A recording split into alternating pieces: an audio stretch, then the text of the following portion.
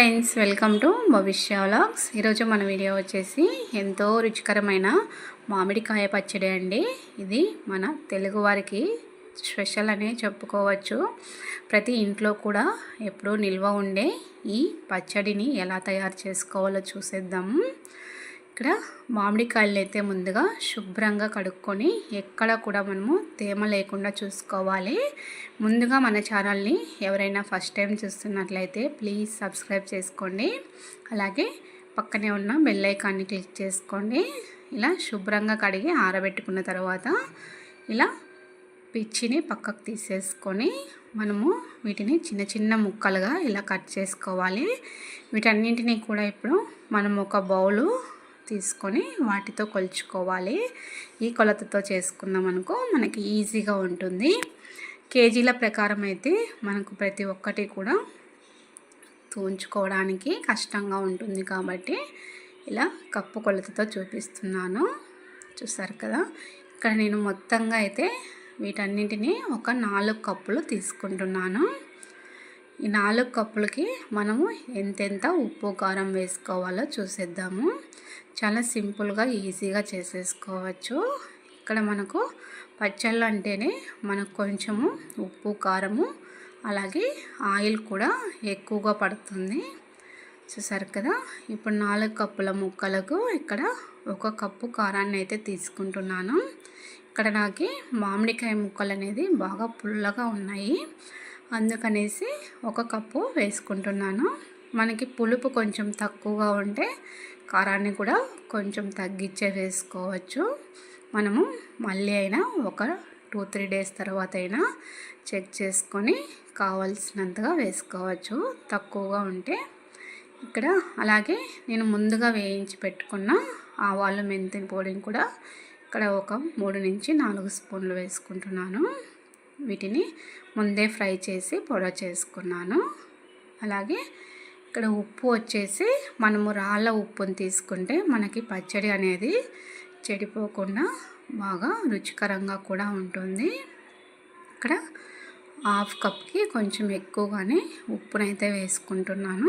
ఇక్కడ కొంచెం ఉప్పుని పక్కన పెట్టేసుకుంటున్నాను. ఇప్పుడు వీటన్నింటినీ కూడా బాగా కలిపేసుకోవాలి. మనకి ఈ కారము ఉప్పు అలాగే మెంతి ఆవపిండి ఇదంతా బాగా కలిసేలాగా బాగా కలుపుకుందాము. చాలా ఈజీగా చేసేసుకోవచ్చు. తప్పకుండా ఒకసారి ఇలా ట్రై చేయండి. ఇప్పుడు ఈ ముక్కలంతా కూడా బాగా కలుపుకున్న తర్వాత వీటన్నింటినీ ఒక ప్లాస్టిక్ కానీ లేదంటే ఒక పింగాణి పాత్రలో కానీ వేసుకోవాలి. మనం ఇలాంటి స్టీల్ వాటర్లో స్టోర్ చేసుకోకూడదు. స్టీల్ కానీ సిల్వర్ కానీ ఇలా రాగి పాత్రలు కానీ ఇలాంటి వాటర్లో అస్సలు వేసుకోకూడదు. ఇక్కడ డబ్బాలకైతే వేసేసుకుంటున్నాను. ఇప్పుడు ముక్కలన్నీ కూడా ఇందులో వేసేసుకుందాము. ఇది ఇలా డబ్బాలో వేసేసుకొని ఒక రోజు అంతా కూడా వదిలేసేయాలి. మనకి అప్పుడు ఉప్పు అనేది బాగా కరిగి మనకి ఇది వాటర్ అనేది రిలీజ్ అవుతుంది ఇందులోనే.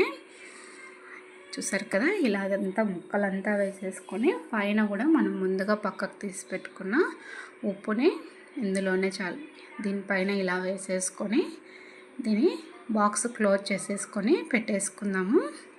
ఇదంతా ఒక రోజు తర్వాత చూసామనుకో మనకు ముక్కల్లో నుంచి వాటర్ అయితే వస్తుంది. ఇప్పుడు ఇలా వచ్చిన తర్వాత మనం ఇందులోకి పోపు పెట్టుకోవాలి. ఒక్కొక్కరు ముందుగానే వేసేసుకుంటారు, అలా అయినా వేసేసుకోవచ్చు. కాకపోతే నేనైతే ఇలా చూపిస్తున్నాను. ఇక్కడ ఇదంతా కూడా మనం ఒకసారి బాగా కలిపేసుకుందాము. ఇప్పుడు పోపులోకి ముందుగా పొట్టు తీసి పెట్టుకున్న వెల్లుల్లిని ఇలా కొంచెం కచ్చాపచ్చాగా దంచుకొని పక్కకు తీసేసుకుందాము. పచ్చళ్ళలో ఎప్పుడు కూడా గ్రౌండ్నట్ ఆయిల్ని వాడుకుంటేనే మనకు రుచి అనేది చాలా బాగుంటుంది.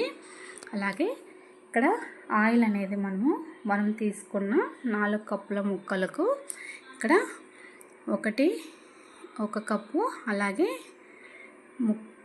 ఇంకొక 1/4 కప్పు అంతా తీసుకున్నాను.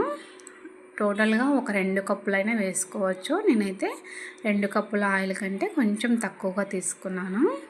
ఇప్పుడు మనం ముందుగా దంచుకున్న వెల్లుల్లి, అలాగే కొద్దిగా కరివేపాకు, ఎండుమిర్చిని వేసుకున్నాను.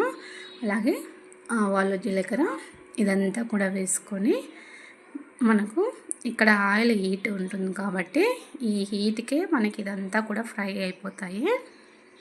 ఇప్పుడు ఇందులోనే కొద్దిగా పసుపుని వేసుకొని ఇదంతా బాగా కలిసేలాగా కలుపుకుందాము. మనకు ఇదంతా కూడా బాగా చల్లారిపోవాలి. మనం పూర్తిగా చల్లారిన తర్వాతే మనము ఆవకాయలేకైతే ఇదంతా వేసేసుకోవాలి.